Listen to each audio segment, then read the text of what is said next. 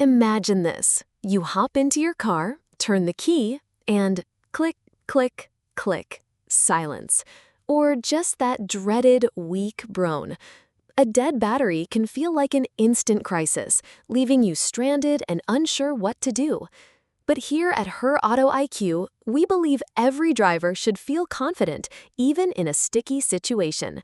And the good news is, learning to jumpstart your car is one of the easiest, most empowering skills you can master, whether you have another car or a handy portable jumpstarter. First things first, what do you need? You have two main options. Option 1, jumper cables and a donor car.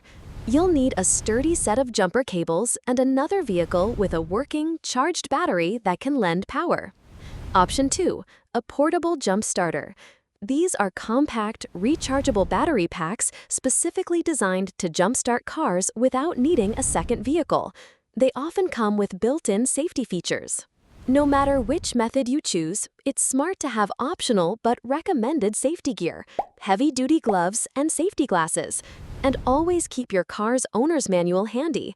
It's your best friend for finding battery terminal locations or specific jump-starting instructions for your model. Safety is paramount when jump-starting, regardless of the method. Follow these crucial steps before touching any cables or the portable unit. Park safely. If using a donor car, pull it as close as possible to the dead car. Ensure both vehicles, or just your car, if using a portable starter, are on a flat, stable surface. Engage parking brakes and turn off engines. If using a donor car, both engines should be completely turned off. If using a portable starter, your car's engine should be off.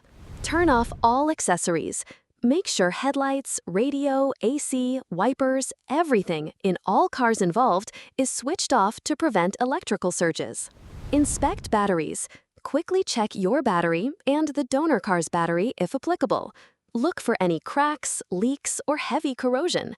If you see significant damage or fluid leaking, do not proceed with jumpstarting. Call for professional roadside assistance.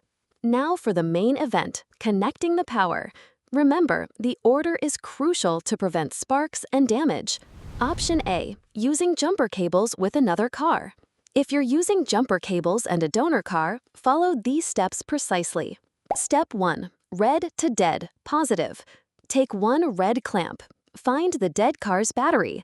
Locate the positive terminal. It usually has a plus symbol and often a red cap. Clamp the red cable securely onto this positive terminal. Ensure a solid metal-to-metal connection. Step 2, red to donor positive. Take the other end of the red cable. Go to the donor car. Locate its positive terminal. Clamp the red cable securely onto the donor car's positive terminal. Step 3, black to donor negative. Now take one black clamp, go to the donor car. Locate its negative terminal, minus symbol. Clamp the black cable securely onto the donor car's negative terminal. Step 4, black to dead car's metal ground. This is the most important safety step. Take the other end of the black cable. Do not attach it directly to the dead car's negative terminal. Instead, find a clean, unpainted metal surface on the dead car's engine block or chassis away from the battery.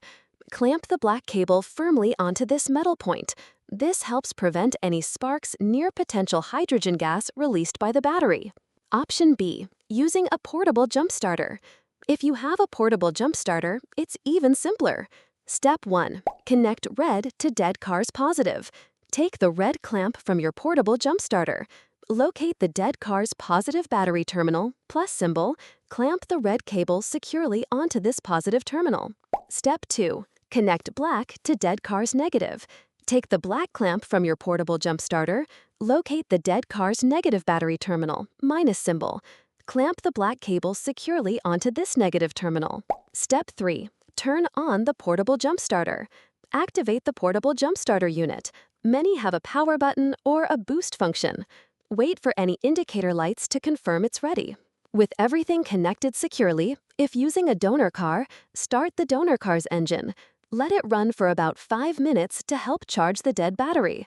If using a portable jump starter, ensure it's powered on and ready. Attempt to start the dead car.